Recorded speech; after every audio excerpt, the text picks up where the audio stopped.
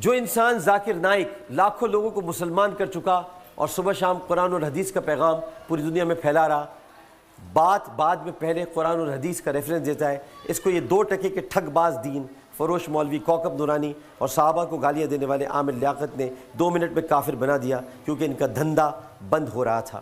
پہلی بات تو یہ ہے کہ ہم ان کے ماننے والے ہیں انہوں نے تو ابھی لاکھوں کو کیا کہ نہیں کیا؟ ہمارے خواجہ معین الدین چشتی نے 90 لاکھ لوگوں کو مسلمان کیا تھا۔ خواجہ غریب نواز داتا علی حجویری کی بارگاہ میں جا کر چلا کرتے ہیں کہ نہیں؟ سب جانتے ہیں داتا علی حجویری کی بارگاہ میں خواجہ غریب نواز جانتے ہیں، جا کے چلا کرتے ہیں۔ یہ کون خواجہ غریب نواز ہے؟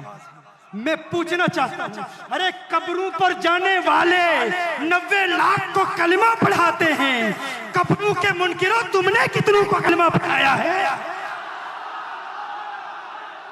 مجھے بتائیں کوئی شخص آپ کو کلمہ پڑھائے، اس بنیاد پہ آپ اس کا غلط عقیدہ بھی لے لیں گے تو سر جائیں جرمنی میں سینکڑوں انگریز ہیں جن کو قادیانیوں نے کلمہ پڑھایا ہے، تو آپ کہیں گے نہیں کلمہ پڑھایا نا، وہ عقیدے تو ٹھیک نہیں ہے۔ بزرگوں کی عزت اس بات پہ تھی کہ وہ ہمیں نبی علیہ السلام کا راستہ دکھائیں، اگر وہ بزرگ نبی علیہ السلام کے خلاف تعلیمات دیں ان کو چاٹنا ہے ہم نے، پھر تو آپ گوروں کو چاٹیں جنہوں نے آپ کو پرنٹنگ پریس بنا کے دیا ہے، دنیا کے سارے قرآن گوروں کے پرنٹنگ پریس پہ چھاپ رہے ہیں۔ اچھا اگر آپ کا یہ آرگومنٹ میں مان لیتا ہوں تو میں ایک معصومانہ سوال کرتا ہوں، آپ کے بزرگوں کے کلمہ پڑھانے کی کوئی ویڈیو ہمارے پاس نہیں ہے، یہ آپ کی کتابوں کا کہنا ہے، پھر بھی میں مان لیتا ہوں ڈاکٹر ذاکر نائک نے جن سینکڑوں ہندوؤں کو کلمہ پڑھایا ہے، جو آن ایئر آیا ہے، اس کی وجہ سے پورے انڈیا میں بوچھال آئی، حتیٰ کہ انہیں ان کی شہریت سے محروم کیا گیا اور وہ غریب الوطنی کی زندگی ملیشیا میں گزار رہے ہیں۔ ان کے ہاتھوں ہندوؤں کے کلمہ پڑھنے کی ویڈیوز تو ہمارے سامنے ہیں، تو اس کو کیوں نہیں ولی مانتے ہو؟ پھکی اینٹی وینم الزامی جواب۔ اشہدو اللہ الہ الا اللہ واشہدو ان محمد عبدہ ورسولہ۔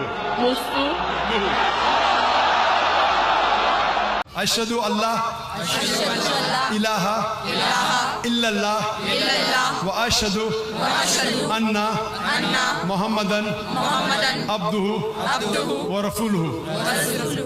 میں گواہی دیتی ہوں اور دیتا ہوں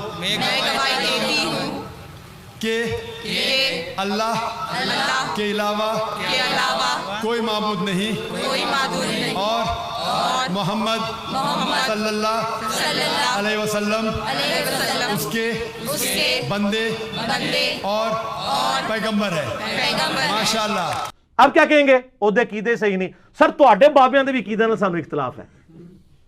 خواجہ معین الدین چشتی المتوفی 633 ہجری، میں یہ نہیں کہتا انہوں نے کیا، ان کی کتاب میں جو ان کے بارے میں آتا ہے، ہشت بہشت 8 جنتیں 8 چشتیہ کے بزرگوں کے انہوں نے واقعات لکھے ہیں، اس میں انہوں نے خواجہ قطب الدین بختیار کاکی کے ملفوظات جمع کیے ہیں فرید الدین گنج شکر نے، فوائد السالکین کے نام سے وہ کتاب ہے، اس میں معین الدین چشتی صاحب کے بارے میں وہ واقعہ لکھتے ہیں۔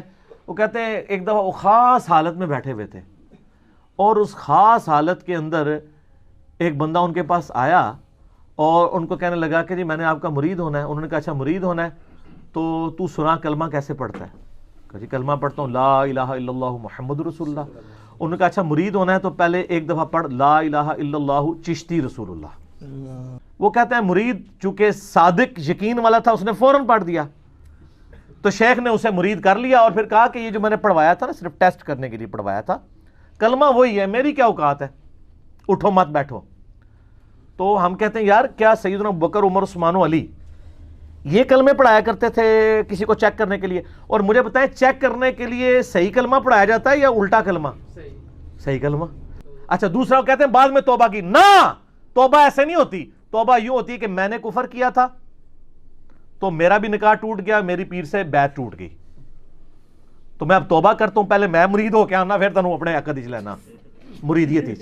سر ہاں یہ مسئلہ ہے کہ کلمات کفر کہنے سے نکاح بھی ٹوٹتا ہے۔ سر سانو کہانی کراؤ گے، اسی تے ਸੂਫੀਆ ਨੂੰ ਉਦੋਂ ਦਾ ਜਾਣਦੇ ਆ ਜਦੋਂ ਤੁਹਾਨੂੰ ਪਤਾ ਵੀ ਨਹੀਂ ਸੀ।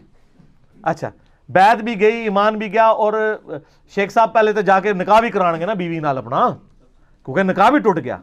ਉਹਨੂੰ ਆਪਣੇ ਘਰ ਦੀ ਫਿਕਰ ਪੈ ਜਾਣੀ ਸੀ ਇਸ ਤੋਂ ਬਾਅਦ, کوئی نہیں پئی۔ کہتے ہیں بعد میں انہوں نے کہا میں نے چیک کرنے کے لیے کہا تھا، توبہ پھر بھی انہوں نے نہیں کی ہے۔